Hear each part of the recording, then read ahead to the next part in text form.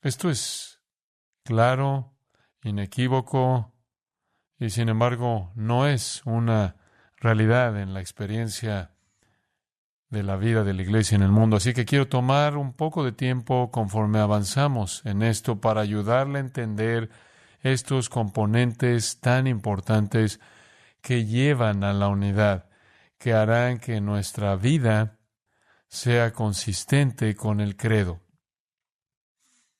Ahora, pensemos de regreso en cómo llegamos al capítulo 4 de Efesios y hablemos de lo que todos los cristianos verdaderos poseen. Comenzando en el capítulo 1, versículo 3, todos somos bendecidos con toda bendición espiritual en los lugares celestiales en Cristo Jesús. Todos los cristianos verdaderos poseen toda bendición espiritual. Y Pablo delinea estas bendiciones desde la elección hasta la glorificación, hasta el versículo 14 del capítulo 1. Y culmina en el versículo 15 que expresa nuestro amor por los santos. Todos somos poseedores de la misma gama completa de bendiciones en Cristo, bendiciones de salvación, y culminan en el amor por todos los santos. A medida que él avanza en ese capítulo, Pablo continúa hablando de lo que todos poseemos como creyentes verdaderos. Poseemos estas mismas riquezas espirituales. Hemos sido colmados de riquezas espirituales, de poder, de fuerza, porque estamos en Cristo. Él es nuestra vida, Él es nuestra cabeza y nosotros somos su cuerpo. Entonces estamos conectados con Cristo en esa unidad espiritual. Conforme usted llega al capítulo 2, Pablo dice que todos comenzamos en la misma condición. Estábamos muertos en delitos y pecados. Estábamos caminando conforme a la corriente de este mundo. Estábamos bajo la influencia demoníaca y satánica. Pero todos fuimos salvos por gracia mediante la fe, no por obras, sino que fuimos salvos para buenas obras, las cuales Dios preparó de antemano para que anduviésemos en ellas. Así que todos comenzamos con todas las mismas bendiciones espirituales, todos llegamos a involucrarnos con estas bendiciones, a recibir estas bendiciones cuando fuimos salvos por la gracia divina de Dios a través de la fe. Ahora nos hemos vuelto de Cristo y Cristo es nuestro y nosotros estamos en Él y Él está en nosotros. Somos su cuerpo. Hemos básicamente sido creados de nuevo para buenas obras que Dios ordenó de antemano para que anduviésemos en ellas. Y le dije cuando repasamos ese pasaje que así como su glorificación era un asunto de elección divina, también lo era su santificación. Conforme avanzamos en el capítulo 2, encontramos nuevamente, celebrando nuestra unidad, que todos los creyentes, sean judíos o gentiles, son un solo hombre nuevo. No importa cuál sea su grupo étnico, todos somos un hombre nuevo. Somos conciudadanos, todos somos miembros de la casa de Dios, la familia de Dios. Somos un edificio, somos un templo santo para el Señor. Juntos somos edificados para morada de Dios en el Espíritu. También dice eso en el capítulo 2. De nuevo, todas estas cosas marcan nuestra unidad. Y después, en el capítulo 3, leemos que somos coherederos, miembros del mismo cuerpo, copartícipes de la promesa en Cristo Jesús por medio del Evangelio. Y que colectivamente y juntos, versículo 19 del capítulo 3, somos llenos de toda la plenitud de Dios. ¿Para qué? Versículo 21. Dios pueda ser glorificado en la iglesia, en Cristo Jesús. La iglesia manifiesta su redención a todas las generaciones por los siglos de los siglos. Así que Pablo ha estado cubriendo estos 3 capítulos, inundándonos de todas nuestras bendiciones espirituales. Y la idea es ayudarnos a entender que todos tenemos las mismas bendiciones. Todos somos uno. Y eso surge, como leí hace un momento, en los versículos 4 al 6, en donde Pablo vuelve a los fundamentos de nuestra fe. Un cuerpo, un espíritu, una esperanza de su llamado, un Señor, una fe, un bautismo y un solo Dios y Padre. Todo esto es un ruego a la unidad en la iglesia. Pero incluso con todos estos ruegos, hay algunas actitudes necesarias y algunas dinámicas espirituales necesarias que deben estar operando en una iglesia para cumplir con este llamado. Y eso es lo que encontramos en este pasaje que tenemos frente a nosotros. Primero está el llamado a andar dignamente. Ve el versículo 1. Yo pues preso en el Señor, él era en realidad un prisionero cuando estaba escribiendo esto, Preso en el Señor, os ruego que andéis como es digno de la vocación con que fuisteis llamados. Vimos eso hace un par de semanas atrás. El llamado a andar dignamente. La palabra digno es axios, significa equivalente. En otras palabras, nuestra conducta debe coincidir con nuestras convicciones. Nuestro deber debe coincidir con nuestra doctrina. Nuestro comportamiento debe coincidir con nuestra creencia. Esta es la vida cristiana elemental. Si usted dice que pertenece al Señor, debe caminar como Él camina. Este es un mensaje que Pablo nos está dando aquí mismo. Él nos está rogando porque andemos de una manera digna del llamado al que somos llamados. Esta es una realidad tan común, esto es tan básico, que Pablo lo repite con frecuencia en sus epístolas. Permítame darle ilustraciones. Filipenses 1:27. Solamente que os comportéis como es digno del Evangelio de Cristo. ¿Y cómo se ve eso? Para que estéis firmes en un mismo espíritu, combatiendo unánimes por la fe del Evangelio. De nuevo, si usted va a estar viviendo la transformación que Dios ha llevado a cabo en su interior, si usted va a caminar de una manera digna, usted va a estar manifestándose en un solo espíritu, con una mente, esforzándose juntos por la fe. En otras palabras, habrá unidad. En Colosenses, él dice cosas similares, diferente orden de palabras, pero exactamente el mismo mensaje. Colosenses 1:10. Para que andéis como es digno del Señor, agradándole en todo, dando fruto en toda buena obra y creciendo en el conocimiento de Dios, fortalecidos con todo poder conforme a la potencia de su gloria, para toda paciencia y longanimidad, con gozo, dando gracias al Padre, que nos hizo aptos para participar de la herencia de los santos en luz.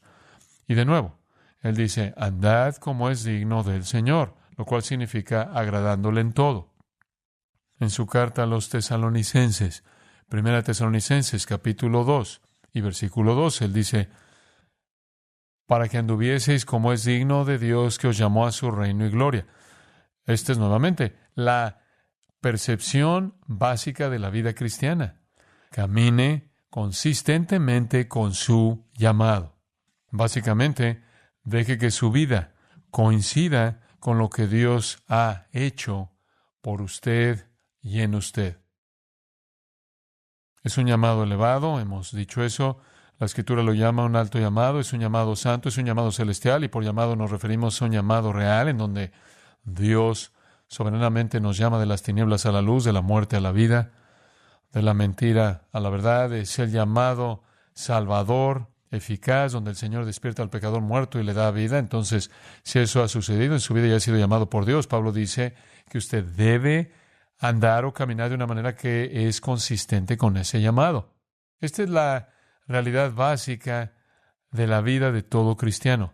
Lo que usted es en posición, lo que usted es en posesión, usted necesita hacerlo en conducta. Cualquier otra cosa que no sea eso es hipocresía. Cualquier otra cosa que no sea eso, claro, paraliza el mensaje del poder salvador porque no demuestra esa transformación al mundo si la gente es hipócrita. Y de nuevo, tenemos que regresar al hecho de que la unidad de la iglesia es el testimonio más grande de la iglesia, sin embargo, parece ser lo más difícil de ver cumplido. Así que el llamado a un andar digno lo explicamos. Conforme usted llega al versículo 2, vemos las características de esta vida digna o de este caminar digno. Y las características pueden ser un poco sorprendentes porque, dado que este es un llamado tan elevado, un llamado celestial, un llamado santo, lo que el Señor quiere de nosotros es humildad. Versículo 2, con toda humildad y mansedumbre, soportándoos con paciencia los unos a los otros en amor, solícitos en guardar la unidad del Espíritu en el vínculo de la paz. De nuevo, la meta es siempre la unidad del Espíritu. Ese es el testimonio demostrado del poder transformador del Evangelio. Pero para llegar a esa unidad, tienen que haber algunas virtudes que se manifiestan y que se establecen como prioridades en la vida de todo cristiano. Y observen el versículo 2, y quiero tomarme un poco de tiempo con esto, porque esto es lo que es esencial para ser un cristiano en la iglesia, de tal manera que la iglesia se vuelve una y su testimonio es claro. Con toda humildad.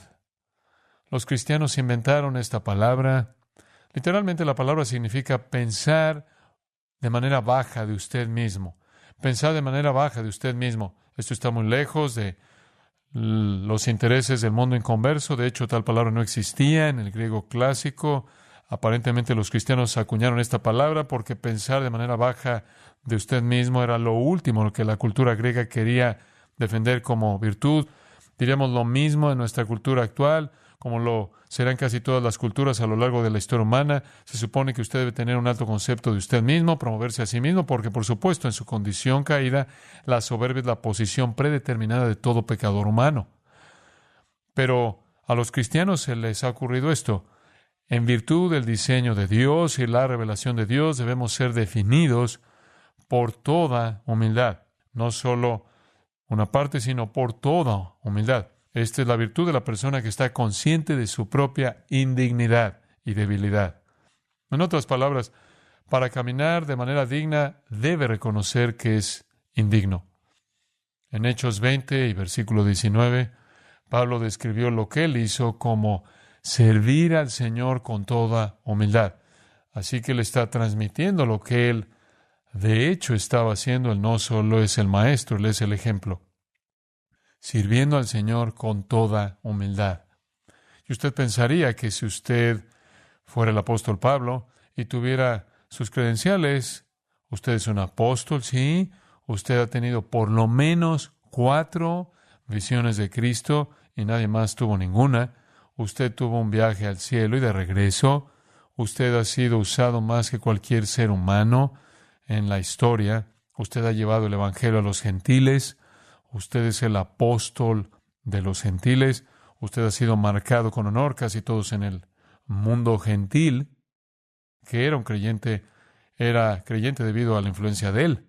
Usted pensaría que para el apóstol Pablo habría una tendencia a tener una alta opinión de sí mismo y, humanamente hablando, usted tendría razón en pensar eso. Esa es una cantidad tremenda de éxito, una cantidad tremenda de éxito espiritual. Así que el Señor tuvo que mitigar eso en su vida. Vaya a 2 Corintios, capítulo 4. Escuche lo que Pablo dice en el versículo 5. No nos predicamos a nosotros mismos, sino a Jesucristo como Señor y a nosotros como vuestros esclavos por amor de Jesús. Ahora eso es lo más bajo que usted puede llegar. El llamado alto de Pablo, el llamado apostólico de Pablo, el llamado misionero, todavía tenía que tener la percepción de que él era un esclavo de Cristo y un esclavo de aquellos a quienes él ministraba. De hecho, en el versículo 7, él dice, tenemos este tesoro en vasos de barro. El tesoro significa la gloria del Evangelio que resplandece en el rostro de Cristo, y él dice, soy una vasija de barro, para que la excelencia del poder sea de Dios y no de nosotros. Pablo nunca será la explicación de su éxito espiritual. De hecho, en el versículo 8, que estamos atribulados en todo, mas no angustiados, en apuros, mas no desesperados, perseguidos, mas no desamparados, derribados, pero no destruidos, llevando en el cuerpo siempre por todas partes la muerte de Jesús, para que también la vida de Jesús se manifieste en nuestros cuerpos. Porque nosotros que vivimos siempre estamos entregados a muerte por causa de Jesús, para que también la vida de Jesús se manifieste en nuestra carne mortal, de manera que la muerte actúe en nosotros y en vosotros la vida. La vida de él fue solo una exposición constante a la muerte, a la hostilidad, a los enemigos. Fue algo aplastante, pero no apagó la luz, no intimidó el espíritu de él, y es por eso que él dice las cosas que dice.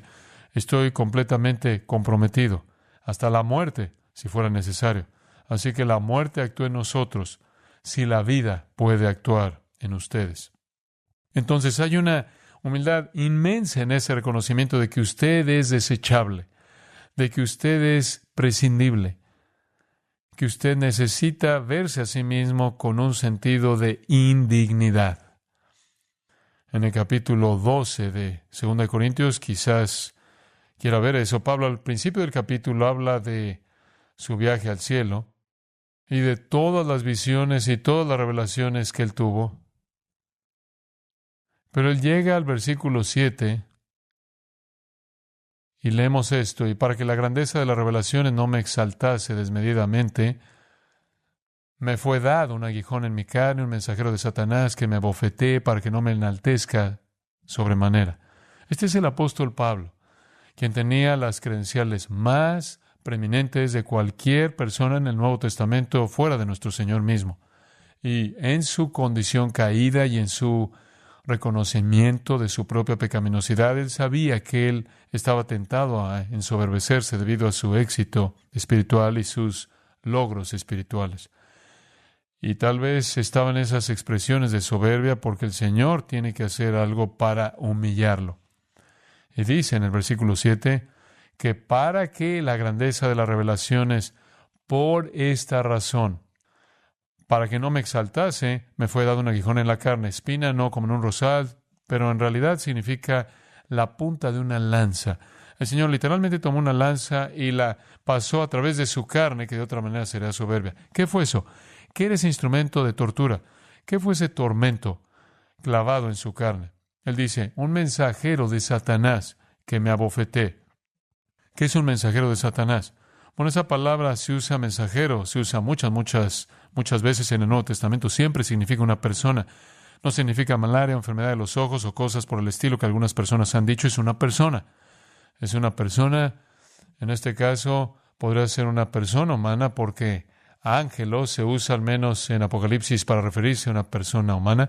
Pero es mejor entenderlo, es la palabra ángelos. Entonces, ¿qué es un ángelo satánico? Eso es un demonio. Y creo que está hablando del demonio que estaba liderando la oposición a la iglesia en Corinto y destrozando su trabajo allí. Pablo estaba desconsolado por el hecho de que él se había ido después de un esfuerzo inmenso allí, y los falsos maestros habían venido poseídos por demonios para destruir el ministerio de él. Estaban diciendo cosas terribles de él. Eran brutales y despiadados. Dijeron que él estaba en esto por los favores de las mujeres y para ganar dinero y que había mentido sobre sus credenciales. Inventaron todo lo que fuera posible. Y esto estaba dañando a la iglesia que él tanto amaba. Este fue su dolor más profundo, porque en el capítulo 11 dice, puedo soportar el dolor físico, lo que me cuesta es el cuidado de las iglesias, porque ¿quién es débil y no siento el dolor? ¿Quién peca y yo no siento la agonía? Entonces, lo que estaba pasando en la iglesia fue una experiencia tormentosa para él. Él usa el término tormento. ¿Por qué permitiría el Señor que un falso maestro poseído por un demonio dañara a una iglesia para humillar a Pablo? Esa es una realidad impresionante. No sea que esta es una especie de realidad aislada. Recuerde que Jesús le dijo a Pedro en Lucas 22, Satanás os ha pedido para zarandearos como a trigo. Y él va a hacer eso. Le estoy dando permiso para hacer eso. Y cuando termine y estés convertido, podrás fortalecer a los hermanos. Hay momentos en los que el Señor suelta a Satanás sobre uno de los suyos para humillarlo. Hay momentos en los que Dios manda a las fuerzas demoníacas porque están bajo su mando, que sean el instrumento de la humillación de un predicador como Pablo. Así de importante es la humildad. Así de importante es la humildad. Les digo esto a los ministros todo el tiempo: sométanse a su sufrimiento, sométanse a sus desilusiones, sométanse a sus fracasos, porque en esa sujeción encontrarán su mayor crecimiento y utilidad espiritual. Así que Pablo ora en el versículo 8 3 veces para que el Señor saque esa influencia poseída por demonios de la iglesia en Corinto, y el Señor le dice, bástate mi gracia porque mi poder se perfecciona en la debilidad. Este es el principio divino que quiero que vea. No, les voy a dar la gracia suficiente para soportarlo, y producirá en ustedes desconfianza y debilidad que los hará dependientes de mí. Hay tantas personas que son demasiado fuertes para ser útiles, tan pocas que son lo suficientemente débiles para ser útiles. Pablo era humilde, y en donde él no era humilde, él fue humillado de una manera muy épica. Pero él aprendió la lección. Versículo 9, de buena gana me gloriaré más bien en mis debilidades para que repose sobre mí el poder de Cristo. Así que ahí es donde comienza la vida cristiana, con su reconocimiento de su debilidad. Su debilidad. Pero hay demasiada predicación falsa en estos días que trata de elevar a las personas, diciéndoles que debido a que son hijos de Dios, deben pensar de sí mismos de alguna manera elevada. Eso es absolutamente lo contrario de lo que diría la Escritura. Pablo se llama a sí mismo el primero de los pecadores. Pablo dice, no hago lo que quiero hacer, hago lo que no quiero hacer, soy un hombre miserable. Este es el tipo de humildad que es honesta. Y no es lo que el mundo exalta o eleva, pero es el cimiento de toda la vida cristiana. Regresa a Mateo 5 por un momento.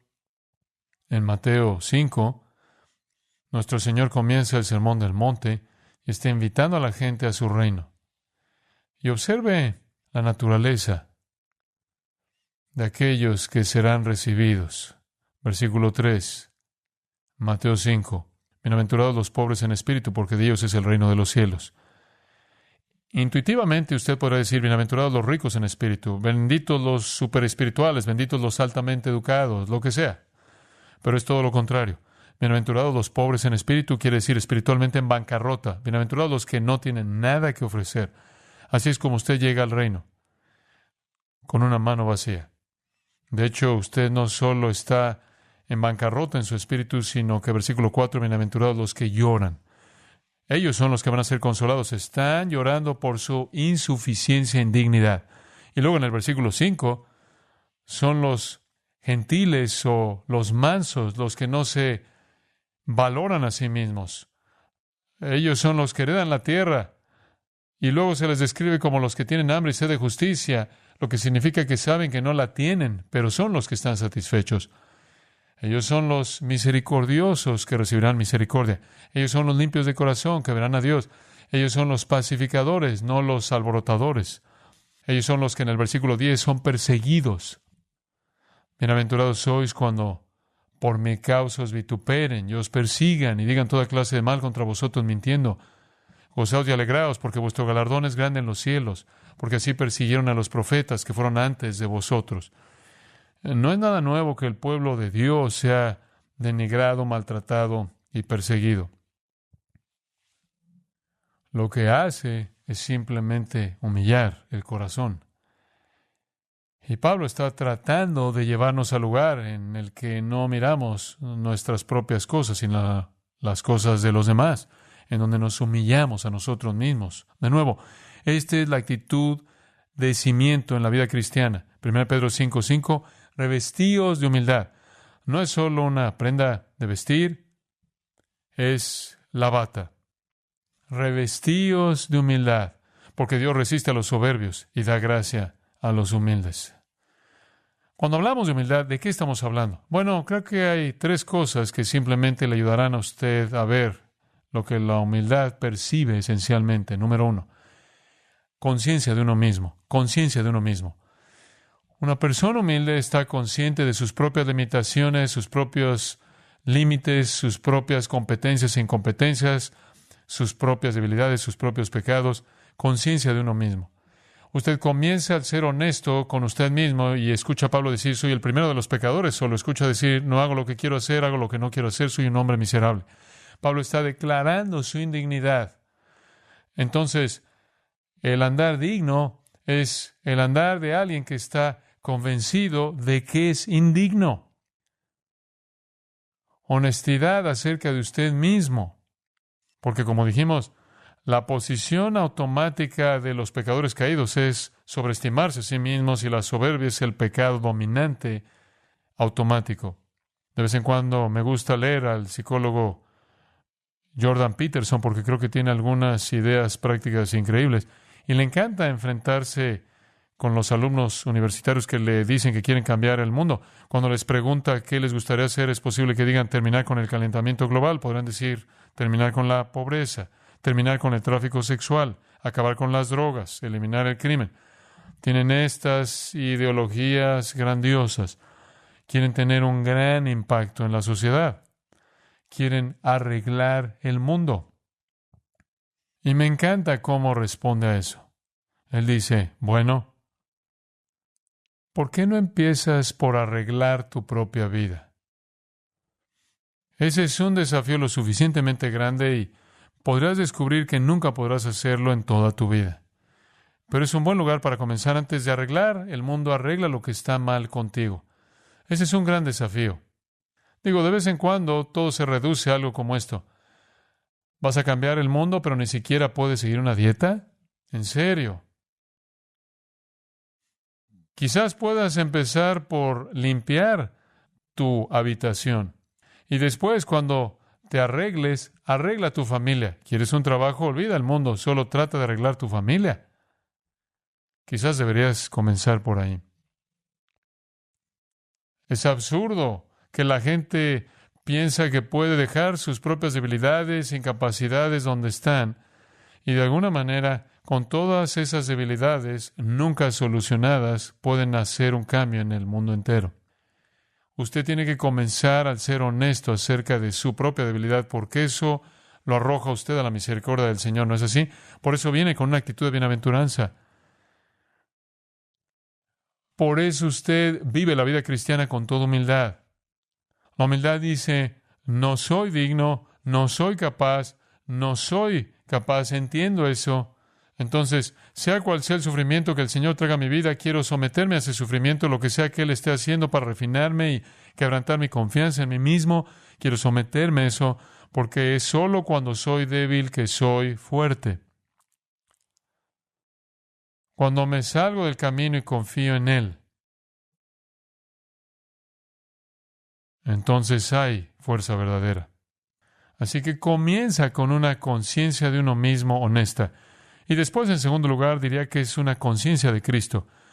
Cuando usted está sobreestimando su importancia, su valor, lo competente que es usted, probablemente se ha estado buscando comparar con alguien menos que usted, probablemente no con Cristo. Pero a medida que usted ve la gloria de Cristo, y conforme lo ve usted por lo que Él es, usted se vuelve más y más pequeño. Juan el Bautista dijo, Él debe crecer y yo debo disminuir. Y después también es una visión de Dios, como Isaías 6. Isaías, quien es el profeta, ve a Dios y, habiendo visto a Dios, coloca una maldición sobre sí mismo y dice que es un hombre de boca sucia y pronuncia juicio sobre sí mismo. Entonces la humildad viene de una evaluación honesta de usted mismo y una visión verdadera de Cristo y una visión verdadera de Dios. Y entre más pura sea la visión de usted mismo y de su Señor y de Dios, más útil se volverá usted. En Jeremías 9, 23 y 24, Jeremías escribió esto. Así dijo Jehová, no se alabe el sabio en su sabiduría, ni en su valentía se alabe el valiente, ni el rico se alabe en sus riquezas, mas alábese en esto el que se hubiere de alabar, en entenderme y conocerme, que yo soy Jehová, que hago misericordia, juicio y justicia en la tierra, porque estas cosas quiero, dice Jehová. Si usted se va a gloriar, gloríese en el Señor. Eso es lo que estamos buscando aquí. Así que esto es humildad. Pero hablamos de eso la última vez, así que pasemos a la siguiente palabra. Y la siguiente palabra será suficiente para ocuparnos por unos minutos más. Mansedumbre. Usted podrá decir, bueno, lo entiendo. Pero probablemente no. Ahora escuche, esto es elemental, ¿verdad? Hemos visto 3 capítulos de doctrina, una presentación de doctrina increíble y abundante. Y ahora se supone que debemos andar como es digno, se supone que debemos hacer coincidir nuestro vivir con nuestra doctrina, llenos de estas palabras muy simples, con toda humildad y mansedumbre. Así que más vale que sepamos lo que significan. ¿Qué es la gentileza? O algunas traducciones la traducen mansedumbre. Prautes en griego significa suave o gentil. Entonces, la mansedumbre está bien, funciona bien, gentileza está bien, es tierno de corazón. El lado negativo, sin espíritu de venganza, sin espíritu de vengarse, sin amargura, sin enojo hostil, sin afirmaciones de enojo. Es gentileza, ser gentil. Algunas veces la palabra era usada para describir una medicina suave en tiempos antiguos, otras veces se usaba para describir una brisa agradable y otras veces era usada para describir a un potro joven que había sido quebrantado, en donde no estaba domado y ahora se había vuelto dócil, gentil, y su poder podía ser canalizado de una manera productiva. El griego secular se usa de personas que son suaves o amigables o gentiles o agradables en contraste a personas duras, ásperas, difíciles, violentas, enojones. Es una virtud piadosa, es usada 12 veces en el Nuevo Testamento. Lo vimos ahí en Mateo 5:5. Bienaventurados los mansos o los gentiles. La vemos en Gálatas 5:23, en donde aparece como parte del fruto del Espíritu, mansedumbre. La vemos en 1 Timoteo 6:11 como una virtud de un hombre de Dios que es marcado por su mansedumbre. Y de nuevo, podría haber personas que piensan, bueno, esto es debilidad. ¿Cómo puede ser un líder fuerte y ser gentil? Usted puede si entiende este término. Y creo que una de las mejores maneras de entenderlo es verlo definido como poder bajo control. No se refiere a impotencia o falta de poder o falta de valentía. Y es un resultado de la humildad. Si usted es una persona humilde, podría tener poder inmenso, podría tener capacidades inmensas, podría tener competencias inmensas, podría ser inmensamente competente, podría ser una fuerza inmensa, pero si usted es humilde, de pronto usted es transformado en alguien que es gentil, porque este es un producto de la humillación personal, este es un producto de vaciarse uno mismo. Este es el producto de una voluntad quebrantada. De nuevo, no significa débil, no significa impotente, no significa cobarde. Lo que significa es que sus poderes, los de usted, que son formidables en Cristo, están bajo el control de la voluntad de Dios y el Espíritu Santo. Proverbios 25:28, como ciudad derribada y sin muro, es el hombre cuyo espíritu no tiene rienda. Por otro lado, Proverbios 16:32 dice, mejor es el que tarda en airarse que el fuerte, y el que se enseñorea de su espíritu que el que toma una ciudad. La mansedumbre significa que usted tiene dominio propio. Hay una mansedumbre, hay una gentileza, y permítame ver si puedo definirlo en algunas maneras específicas, al darle algunas ilustraciones específicas. La mejor. Jesús dijo, Mateo 11:29, venid a mí y aprended de mí, porque soy ¿qué? Manso y humilde. Yo soy gentil y humilde. Entonces, si usted está buscando una ilustración de cómo se ve la gentileza y la humildad, no vaya más lejos de Jesús. ¿Fue el débil? ¿Fue el cobarde? ¿Le faltaron a él convicciones? No. Pero el apóstol Pablo dice en 2 Corintios 10:1 que necesitamos seguir la mansedumbre de Cristo, la mansedumbre, la gentileza de Cristo. ¿Cómo es posible que incluso podemos ver a Jesús de esa manera? Después de todo, Él destrozó el sistema del templo 2 veces, una vez al principio de su ministerio y una vez al final. Él condenó a los hipócritas, a los líderes de Israel. Él desató juicio sobre sus cabezas. No hay un Cristo cobarde. Eso es inconcebible. Él estuvo de pie sin temor delante de una multitud que quería apedrearlo y desapareció. Y después Él tomó látigos para limpiar el templo cuando la casa de su padre había sido contaminada. Sin embargo, la Biblia dice que Él fue manso. Él es el modelo de mansedumbre. Abnegación total. ¿Cómo es esto posible, ser tanto manso como también una fuerza de esa magnitud contra la maldad? Y la respuesta es esta, que Jesús nunca usó su poder para defenderse a sí mismo. Él nunca usó su poder para defenderse a sí mismo. Él usó su poder para defender a su Padre, la reputación de su padre y la casa de su padre. Han tomado la casa de mi padre, la cual es casa de oración, y la han convertido en una cueva de ladrones. Cuando usted piensa en la encarnación de Cristo, sé que usted entiende que Él se volvió hombre. Él se volvió verdaderamente hombre. Usted ve gran parte humana de eso en su vida, claro. Pero creo que tendemos a pasar por alto la característica única de la gentileza, que por un lado es ser ardientemente defensivo de Dios y no de uno mismo.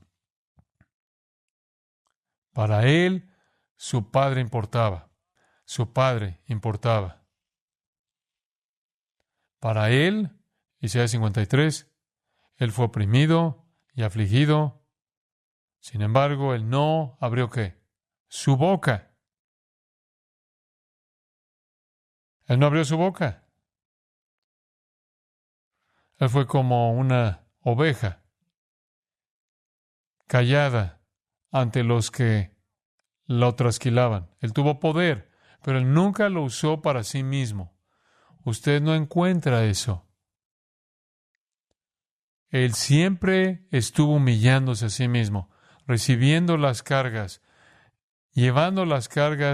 llevando la hostilidad, el odio ardiente y siendo ardientemente leal a su Padre. Y Él es nuestro modelo de cómo se ve la mansedumbre. Usted defiende a Dios, usted defiende su reino, usted defiende su verdad, usted no se defiende a sí mismo. Ese es el poder que está bajo control. ¿Sabe? Como una persona que conoce la palabra de Dios, usted tiene mucho poder. Usted podría usar su conocimiento de la Escritura con cierta fuerza, Sir, y yo también. Usted puede usar la palabra del Espíritu para cortar y rebanar y picar, y eso es lo que hace. Y usted puede usarla para defenderse a sí mismo. Usted puede volverse una persona que corta, que domina, que se excede en su autoridad, que se defiende a sí misma.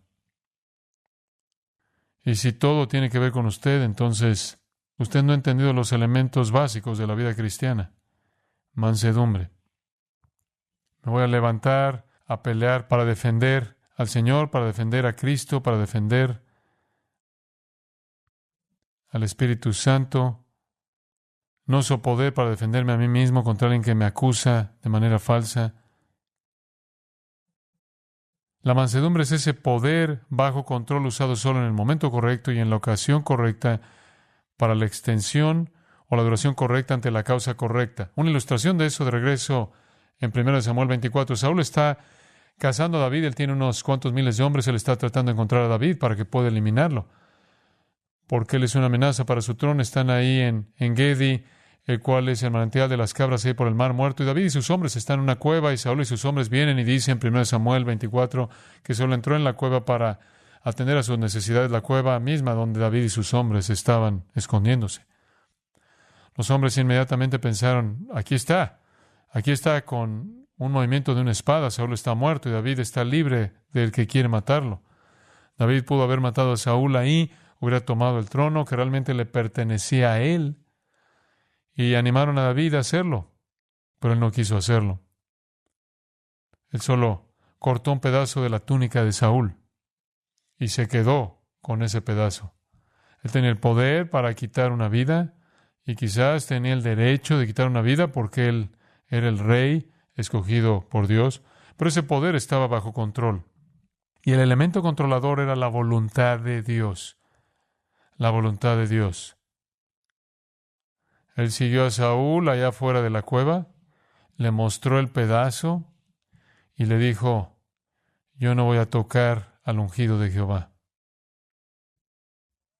Con todo el poder que un creyente tiene, el poder de la verdad y el poder del Espíritu, no debemos usarlo como si fuera nuestro para la defensa de nosotros mismos. Recuerde lo que Pablo dijo, el poder se perfecciona ¿en qué? En debilidad. Entonces prefiero enfrentar persecuciones y sufrimiento. Usted no debe defenderse a sí mismo porque cuando usted está en tiempos difíciles, ahí es cuando Dios lleva a cabo su mejor trabajo en moldearlo a usted. Segundo de Samuel 16. El hijo de David, Absalón, se apoderó del reino y forzó a su padre para que huyera al desierto. Uno de los hombres de Saúl, Simei, maldijo a David. Y entonces la gente de David dijo, déjame cortarle la cabeza. Y David dijo, déjenlo. Él tenía el poder, él tenía la oportunidad, pero él no se vengó, porque como leí en Romanos, mía es la venganza, dice el Señor. Saúl podría haber venido y haber matado a David si los papeles se hubieran invertido, pero David no quería dañar a Saúl. Él tuvo el poder, pero estuvo bajo control y nunca fue usado para él. Y Jesús tuvo el poder. Él dijo esto, si yo le pido a mi Padre, Él enviaría 12 legiones de ángeles para librarme y ustedes no podrían hacer nada. Pero no lo hizo, porque en la voluntad de Dios, el sufrimiento era el propósito divino. En Números 12, versículo 3 dice acerca de Moisés, el hombre Moisés era muy manso, más que todos los hombres que estaban sobre la faz de la tierra. Usted piensa en Moisés como alguien gentil, manso, más que cualquier otra persona en la tierra. Él no tenía miedo, él era osado, él era valiente, él era poderoso, él era fuerte, él confrontaba, él estuvo cara a cara con Faraón y dijo, deja ir a mi pueblo. Él bajó del monte, rompió las tablas de piedra en furia por la idolatría y causó una matanza de los idólatras ahí en el campamento de Israel. Moisés fue una fuerza para la defensa de Dios. Pero por sí mismo, ustedes recuerdan, Éxodo 3, él dice, tú no me quieres, yo, tartamudeo. Pero lo que tenía era la vara de Dios. Entonces, esta es una virtud que va junto con la humildad, en donde como creyentes no estamos concentrados en defendernos a nosotros mismos, porque si estamos todos ocupados defendiéndonos a nosotros mismos, no puede haber unidad porque no estamos mirando por las cosas de los otros, estamos demasiado inmersos en nuestros propios asuntos. Sigue el patrón de Cristo. ¿Experimenta usted ese tipo de control? ¿Está controlado su enojo? ¿Su defensa de usted mismo es común? ¿O guarda su enojo para cosas santas? Una indignación justa. ¿Usted se enoja solo cuando Dios es deshonrado, su palabra es deshonrada? ¿Busca siempre usted hacer la paz? No causar problemas, no caer en chismes, simplemente perdón y restauración. ¿Responde usted a la palabra humildemente en mansedumbre? ¿Recibe usted la intromisión y la instrucción y ama a la gente que está en desacuerdo?